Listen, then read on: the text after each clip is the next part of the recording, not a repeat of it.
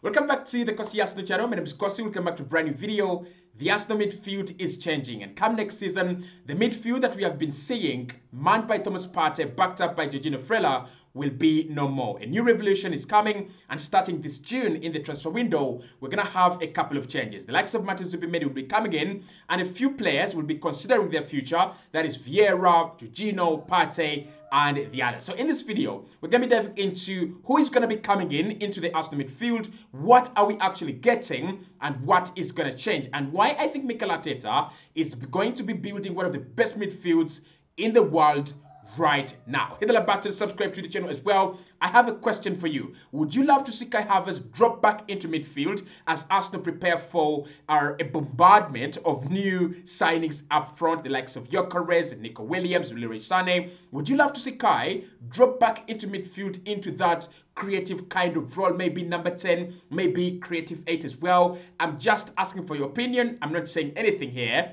Let me know in the comment box below. Now, to understand why the Arsenal midfield is changing and to understand how it's going to change, let's first look at what we are lacking in this current setup. Arsenal is one of the most well-drilled teams in the world. I mean, in terms of possession, this team can pass the ball today, tomorrow, and the day after. But the problem that we have is that we can have a lot of possession, up to 60%, 70%, and zero output. Mikel Arteta himself has said that the team has to be more effective in the final third, especially in the opponent's penalty area. And that comes from two things. One, you don't have enough players that can create and impact the opposition penalty area. And secondly, you just have players that are comfortable on the ball, players that are not willing to take risks. And the first thing that we don't have is creativity. That is one thing that Mikel Arteta has got to address this summer. And you can see a couple of names, a couple of profiles are being looked at inside the transfer window just to see if Arsenal can solve that problem. The other problem that Arsenal don't have in midfield is goals. Think about this. When Arsenal played under Arsene Wenger, we used to have goals from Aaron Ramsey, we used to have goals from Santiago Gonzalez-Cazorla, Cesc Fabregas, Jack Wilshere, and a couple of other players. In fact, you can say that Arsene Wenger didn't have the top elite attackers, all the time, but he did have very good midfielders that were willing to score goals. You remember Sami Nasri, midfielders that were always willing to go and take risks. I don't think this Arsenal midfield really scores enough goals. Now, last campaign, credit to Declan Rice, he did score a couple of goals, and the campaign before that, Odegaard had managed to score 15. But that is not consistent. When you think about Arsenal's midfield, Odegaard, Partey, and Rice, none of them really strikes you as a player that is going to give you 13 goals a campaign. And then lastly, but not the least, unpredictability. I kind of feel like Mikel Arteta is a manager that is very, very sophisticated and very advanced. He wants to have unpredictable patterns every single game if he can. And this Arsenal midfield right now doesn't allow him to do that. We have seen him force Declan Rice into that number 8 position. It has worked. I mean, he's forced him to go into that Granit Xhaka role, kind of arrive late in the penalty area and score a couple of goals. But this season, it didn't work. And you can see that teams have actually coped up with what Arsenal are, what we have, and what we do not have. So with that, we know what Arsenal don't have. Let us see what we are doing in order to fix it. First and foremost, we're going to have a couple of departures, and these are not because these players are not good enough. These departures are happening because there is a revolution that's coming at Arsenal. Thomas Partey will be leaving, that much we know, and so is Jorginho. These two are the most experienced in our midfield, first and foremost, but also the two DMs that I can trust at Arsenal. Now, I do love Declan Rice, and I trust him as well. 100 million has not definitely gone down the drain. My only problem with Declan is he's more comfortable where he plays right now, in that kind of pocket of space in the left 8 as compared to the number 6. Now, if he's playing for a club like West Ham, the number 6 is definitely for him. But for Arsenal, that DM role has a couple of demands, has a couple of specific roles that we have not seen him perform, at least just yet. So a couple of players will be leaving, even Fabio Vieira as well. I think his future has to be considered. In terms of who's coming in, This is where things are getting quite interesting. According to The Guardian, written by Ed Aarons, it was confirmed last week that Arsenal had agreed a £50.2 million deal for Martin Zubimendi with Real Sociedad. And that changes everything. This is why. If you look at the Arsenal midfield right now, if you lose Partey and Jorginho, it leaves you with Declan Rice and just Declan Rice as the player you can trust to play for you in DM. A few other players can actually deputize, like Mikel Merino, Zinchenko, and Julian Timber. But if you're really fighting for silverware, there is no way you're going to be using makeshift DMs in your midfield. And that is why Arsenal have gone and signed Martin Zubimendi for 50.2 million. However, apart from that, a couple of other options are also being assessed in order to bolster the midfield. There is Leroy Sané, there is Sylvia Naipan. We also have the likes of Alex Molero, but most importantly for me is Bruno Guimaraes. If Andre Bata can sign Martin Zubimendi and Bruno Guimaraes, I think the midfield is going to become different. I think Mikel Arteta, first and foremost, will have options, but most importantly, he's going to have a lot to work with, and he's going to be able to do so much more than we expected. So with all the targets that we are linked with, what would Arsenal be getting if we signed these players? What are we looking to achieve, and what do the signings tell us about the club's future? First and foremost, I think with Mikel, he's going to be getting goals. And that is a very important part of any midfield. When you think about Mikel Arteta's time at Manchester City and Pep Guardiola, they really had players that scored a lot of goals from midfield. Phil Foden, Bernardo Silva, Kevin De Bruyne, and a couple of others. I mean, even Rodri will give you an occasional 6 good goals, a good campaign.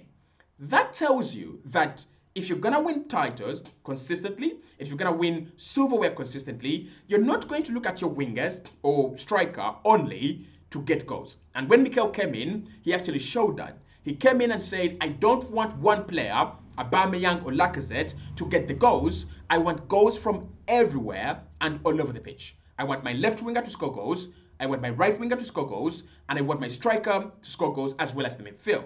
Now, credit to him, Martin Odegaard the season before last did bring in a couple of goals, 15, and last season it was Declan Rice. He did score a couple of goals, I think around 12. It was his highest scoring season ever since he started playing as a footballer. I mean, he didn't score much for West Ham.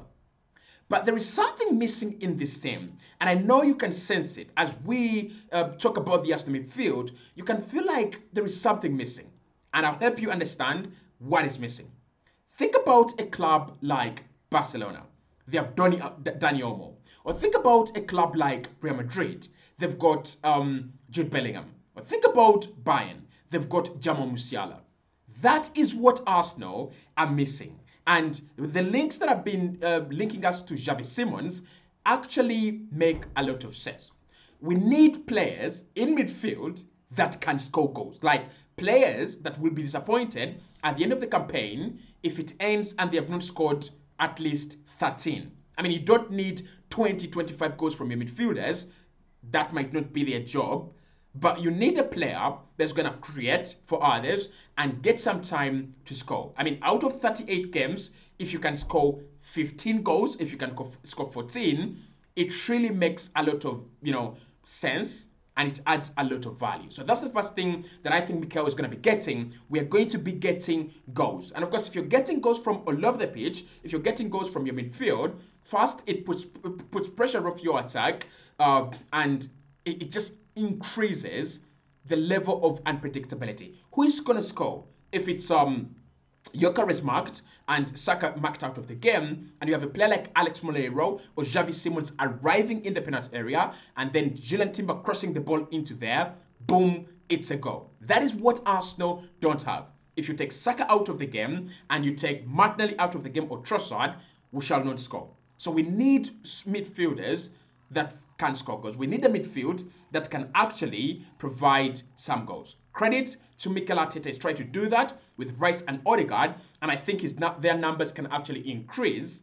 Can we get someone who is more attack-minded, someone who really works on his finishing touches in training, and someone who has got some goal-scoring boots. The other thing that Mikel is trying to add to this team, and we've talked about it already, is unpredictability. Now, this is key. Even if we don't get goals in midfield, Arsenal will still win the league. Like, even if Martin Odegaard scores 5 goals next season, Rice scores 5 goals next season, and maybe we get 2 goals from Zubimendi, Arsenal can still win the Premier League next season if we get a very good attack. But Arsenal will not win the Premier League if we are as predictable as we have been this campaign. Boy, oh boy, I've been frustrated watching Arsenal games. One, it's easy for us to understand where the ball is going to go. If you play it into the feet of Thomas Partey, he's going to play it out wide into Saka. If you play it into the feet of Martin Odegaard, he's going to play it out wide into the feet of Saka. It is so predictable. That's number one. And I think our play as an elite force has got to change. You can't be that predictable. I mean, if you look at Manchester City, despite the fact that they're having a very bad season, if they play Savinho and Doku as starters, then inside the game or midway the game, you could have Bernardo Silva switching as the right winger and maybe Savinho switching to the left and Doku goes off. You need unpredictability. You need to know that as we approach Fulham, this is what we're going to do, and it's different from what we did against Everton and Nottingham Forest a week or 2 weeks ago. That's what I think Arsenal are getting in this window. Why? So when you think about the profiles that we're looking at, it actually shows you that you really don't know what Arsenal can do if they decide to switch it up. For example, if we play with Zubimendi, Rice, and Odegaard, there is no natural number 10 there. So it's easy for you to understand that Odegaard will be occupying the right pocket space, and Rice will be occupying the left 8 pocket space.